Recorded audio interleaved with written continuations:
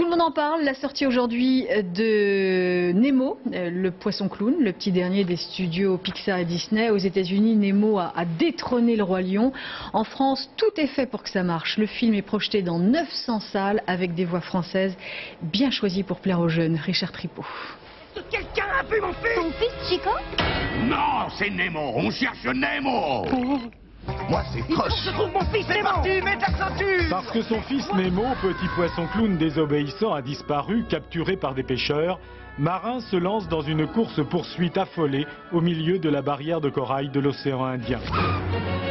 Un voyage haletant, mouvementé, parsemé de rencontres insolites, drôles et parfois effrayantes. Regarde, du krill!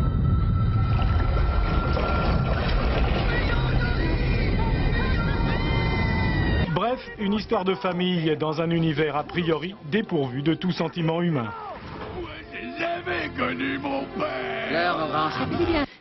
Ce sont des poissons, mais on leur a donné certains traits humains. Cela aurait été très maladroit de leur attribuer un physique d'homme ou de femme. Les réactions n'auraient pas été bonnes, donc on a essayé de respecter un équilibre entre les deux. Après des études de mouvement en aquarium, les animateurs du monde de Nemo ont mis 3 ans à placer les personnages dans leur univers aquatique et surtout à rendre les poissons expressifs. Quand le personnage est en colère, il fait comme ça. Et lorsqu'il est content, il fait comme ça. Restent les voix et cette nouvelle difficulté à surmonter. Comment donner la parole à des animaux naturellement silencieux et qui, ici, expriment des sentiments humains. Alors le mollusque de mer dit au concombre...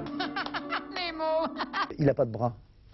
Il a des petites nageoires comme ça, donc il bouge comme ça, et il parle. Donc ce qui fait que forcément, c'est compliqué quand on se dit tiens, je vais m'aider des bras, puisqu'on parle beaucoup avec les mains.